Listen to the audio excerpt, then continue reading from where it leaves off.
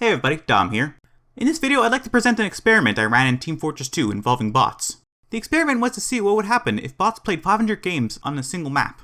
The map chosen was Payload Upward. This map was chosen for a variety of factors, including its popularity, the fact that it already supports bots and no additional work was necessary to set up the experiment, and most importantly, because of the map's second capture point. The second capture point is notably more difficult for the attacking team to capture than the other points, with human players. So part of the experiment was to see how that translates to bots. In terms of methodology as to how the experiment was set up, 18 bots were spawned in. The bots were restricted from changing classes and teams. They were set to be one of each class, so both teams had one Demoman, one Medic, one Scout, etc. Their AI was set to maximum difficulty. Everything else was kept to the default Team Fortress 2 settings. The experiment was run at a higher host timescale setting, effectively speeding up the game. This is why the bots are moving so fast in the footage. Speeding up the game also speeds up the bot's AI and reflexes, so it doesn't affect the results.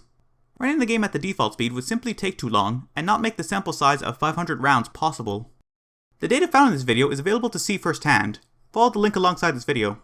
Let's quickly run through it. In 500 rounds, 915 checkpoints were captured. On average, the payload cart would capture 1.83 checkpoints in a round. In terms of specific checkpoint capture rates, the payload cart captured 0 points 14.8% of the time. It captured the first point and no other points 50.8% of the time. It captured the first and second point 2.4% of the time. It captured the first, second, and third point 0.6% of the time, and captured all the points 31.4% of the time.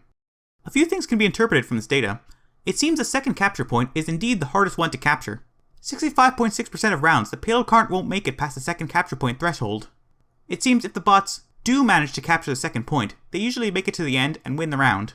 They have a 91.28% chance to win as long as they get past the second checkpoint bottleneck. A few observations can be made by observing bots play through 500 games of Upward. This is less mathematical and is just sort of what was seen. Sometimes sniper bots will be completely useless to their team. They'll try to get a good sniper spot near the end of the map or near the start of the map when the payload and every other player is on the opposite side of the map. Bots sometimes suicide in spawn. This is probably an attempt to change class despite not being able to do so. This is probably a bug on Valve's part. Very rarely, blue bots will get stuck in their second spawn room and not be able to leave. It seems with this format of bots, that is to say, 18 bots total with no duplicate classes on a team, it seems classes accumulate points in different rates. The heavy bots will always get the most points, while the spy and pyro will always get the least. Sometimes teleport exits will remain after changing spawn rooms, so bots will get teleported back and have to walk further to the front line. The last thing to note, in this format of bots, the location the defending engineer puts his sentry nest will heavily influence the outcome of the round. If the engineer's sentry is someplace ineffective, like a location that doesn't cover much area or the capture point, the attacking team will usually gain more ground.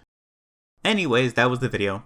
This was a fun and interesting experiment to run, and some cool information about a popular Team Fortress 2 map came out of it.